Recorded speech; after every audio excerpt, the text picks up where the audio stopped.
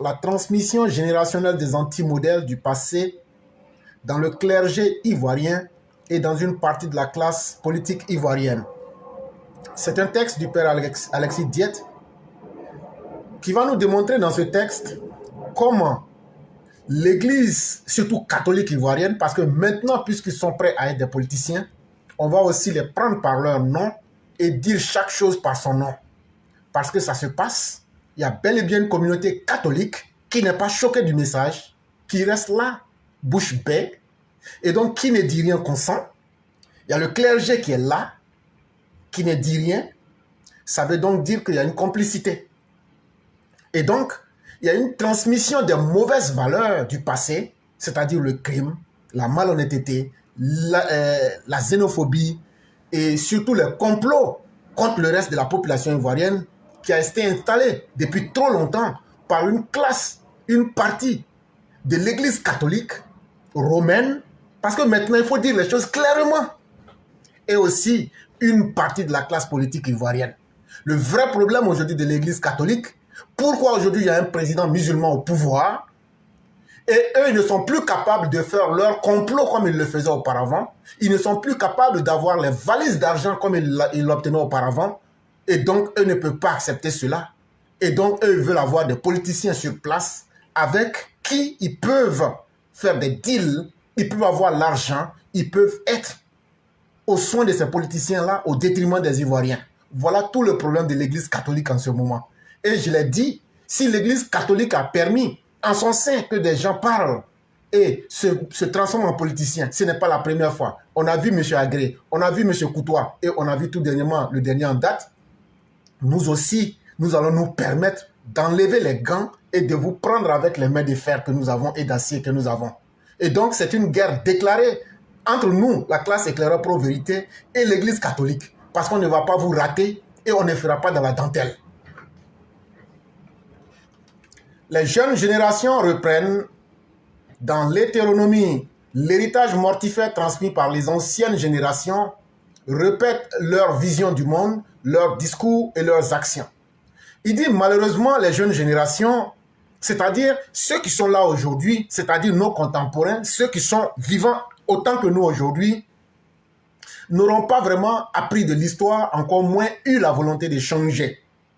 Puisque ce que les anciens faisaient, ceux qui ont précédé, qu'ils soient de l'Église ou de la classe politique ivoirienne, les mêmes mauvais comportements que je viens de vous citer, que ces anciens faisaient, c'est les mêmes choses aujourd'hui que les nouveaux qui sont présents aujourd'hui sont en train de reprendre. Et donc, ils sont en train de faire une répétition de leur propre vision du monde, de leurs discours et de leurs actions. Or, à beau répéter ce qu'on a l'habitude de faire, surtout quand c'est de mauvaises actions, on ne peut qu'obtenir les mêmes conséquences. Ainsi se perpétue dans la cité le fatum, la répétition indéfinie des traumas du passé, les dynamiques inertielles et régressistes de l'Hermamène. Il dit donc, ne soyons pas surpris que donc dans le pays, on ait une répétition fatale des événements malheureux. Qu'on ne soyez pas surpris si on a encore une nouvelle guerre en Côte d'Ivoire qui sera créée par l'Église catholique romaine de Côte d'Ivoire. Ne soyez pas surpris quand vous allez voir l'Église catholique qui s'est tue et qui a laissé Laurent Gbagbo tuer des Ivoiriens et qui ne s'est jamais offusqué. Ne soyez pas surpris que l'Église catholique soit complice des escadrons de la mort en ayant livré M. Guy Robert pour qu'il soit assassiné comme n'importe qui. Toi, Laurent Gbagbo, aujourd'hui, qui demande d'être jugé devant un tribunal spécial, si tu avais aussi donné ce tribunal spécial à Guy Robert, il serait l'homme le plus heureux parce qu'il aurait pu dire ses vérités. Et ça a été fait avec la complicité de l'Église catholique qui a extrait Guy Robert, qui avait demandé asile à la cathédrale d'Abidjan, et il a été abattu comme un animal sans ménagement. Ça, c'est ce que l'Église catholique veut revoir en Côte d'Ivoire. L'Église catholique souhaiterait s'encoquiner avec les criminels que vous connaissez pour essayer encore de massacrer par ciblage tous ceux qui peuvent être des obstacles à ses intérêts particuliers, c'est-à-dire l'argent, l'argent, l'argent, l'argent et le bien de ce monde-là. Et donc, apprenez, tant que cette Église catholique romaine va se comporter avec les mêmes mauvais anciens modèles, apprenez à vous faire avec le traumatisme du passé, ne feront que ressurgir à nouveau. Et donc, on va régresser, on va aller en arrière dans tout ce qui est mauvais. Et surtout, avec une complicité d'une classe politique incompétente et médiocre dans tout ça, dans tous les mots que je pourrais appliquer. Pour rompre ce fatum, n'est efficient que la conscience de liberté et de citoyenneté. Il est donc pour pouvoir mettre fin à ce brigandage que l'Église catholique romaine de la Côte d'Ivoire, ainsi que certains politiciens en manque d'inspiration médiocre et sans idée, voudraient imposer à la Côte d'Ivoire. Il faudrait donc que la conscience de liberté et la conscience de citoyenneté soient ces valeurs-là qui puissent s'opposer à ces personnes-là. Il faudrait qu'on utilise les idées de la liberté de conscience. Il faudrait qu'on ait le courage de réfléchir librement et de dire les choses. Il ne faudrait pas que vous vous laissiez comme des brebis. Parce que tant que vous devenez des moutons, eux seront vos bergers. Soyez vous-même des moutons de tête qui pourraient se libérer eux-mêmes. En réalité, ces gens-là utilisent la religion pour essayer d'embobiner le peuple, pour moutoniser le peuple et essayer eux-mêmes. Est-ce qu'eux vivent mal? Allez demander à l'Église catholique si les prêtres vivent mal. Mais par escroquerie morale et religieuse, ils vous prennent des sommes faramineuses. Ils vivent bien sur votre dos. Ils s'en coquinent avec des politiciens criminels, des politiciens suicidaires comme Laurent Gbagbo, comme Henri Konan Bédié, pour essayer d'exister. Et surtout, il faut aussi enseigner la conscience de la citoyenneté aux uns aux autres pour dire que s'il y a l'Église catholique, c'est que cette Église-là doit exister dans un pays. Et dans ce pays-là, il y a des citoyens. Et ces citoyens-là sont respectueux de la loi.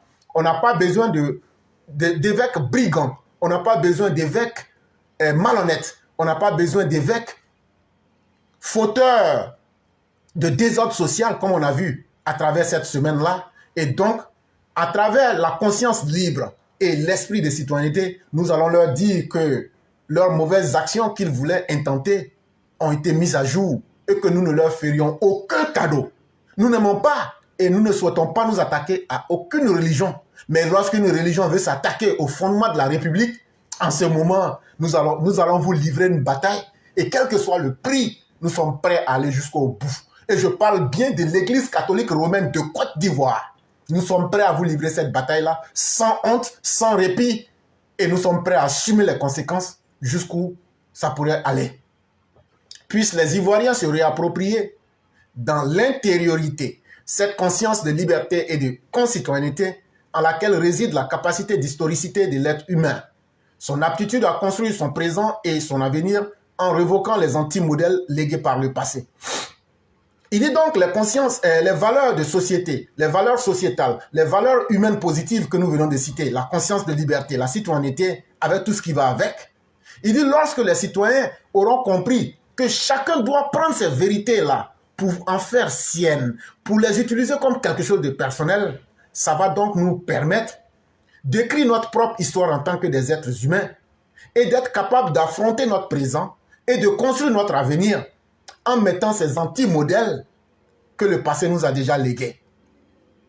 Ceux qui ont livré Guy Robert sont des anti-modèles. Ceux qui ont regardé Laurent Gbagbo faire les escadrons de la mort qui n'ont jamais été capables de le lui dire sont des anti-modèles. Ceux qui aujourd'hui critiquent le régime d'Alassane Ouattara avec les mêmes crimes que eux-mêmes ont commis avec Laurent Gbagbo mais qui n'ont pas été capables de dénoncer et qui veulent coller aujourd'hui ces anti-modèles au régime Alassane Ouattara, ceux-là sont des anti-modèles et nous les combattrons et nous vous combattrons par tous les moyens. C'est ce que je tenais à vous dire.